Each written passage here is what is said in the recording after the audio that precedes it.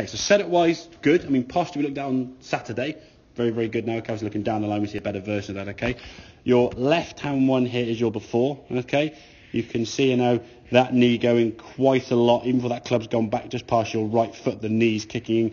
As a result, now your knee dropping in, the left hip's going to drop down, the shoulder then drops down, and it creates kind of a narrowing in the golf. So when you get to the top of the backswing here now, it's all very, very collapsed here. Now your left arm has created quite a bit of a hinge. I'm not suggesting at any point keep your left arm straight, because if you say keep your left arm straight to anybody, just lock that left arm, it will not bend, and you get so much tension. Okay, your arm can curve and hinge a little bit. Okay, doesn't want to be doing this. Now the reason why it's doing this is because you obviously knee going down, it's hard to make a backswing, and then the only way to get the club above your head is by doing this. If we can turn better, if we look at kind of your shoulder movement here, now that's kind of where your shoulder rotated there.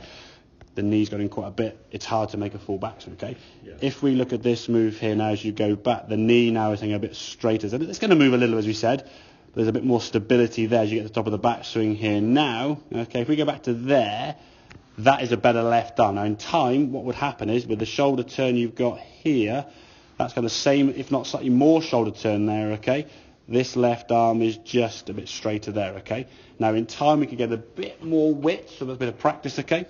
And we can get that club to work up here without kind of the bending of the arm here. But that's just a bit of loss of control here, which is understandable, okay? But you're maintaining a bit more width in the golf swing, okay? As you come back now, because there's less variables, as you come back to the golf ball, we can unwind back to kind of that same triangle and sort of Y shape there you've got with your arms on the club.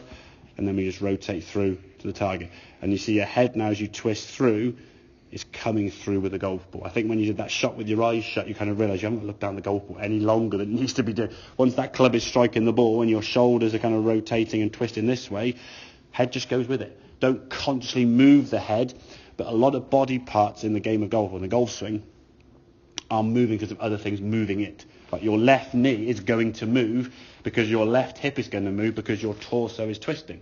So this moving here is going to cause this to move, which causes this to move, yeah? We're not going to independently move every single body part together because it would just crash. Think about when you're driving a car, usually example cars and stuff. If you turn your steering wheel, lots of things happen underneath. The drive axle does this and all the wheels do this way. If you were driving your car to turn a corner, to try and turn, 4 different wheels, to turn all 4 wheels on the car and do something else down here to try, you'd never get around a corner, would you? So one movement does a lot of things underneath you that causes the car to turn around a corner. Same in the golf swing, okay? One twisting of the torso and the body creates the arms, the hips, the knees and the feet and everything moving this way. Once you get to the top of the backswing, we sort of unwind that back to the golf ball. Head's going to go with that. Don't keep your head down. While 4 things are trying to twist to target, if your head's trying to stay down here, the normal twisting of this way that you were getting is now going to go like this. So now your shoulders can't really move as easily. They will move anyway because of the speed of your arms. Hips are going to get quite stuck now. Now your foot's back here and your weight's going to have to hang back this way. So a lot of things are going to happen when you try to resist things, okay?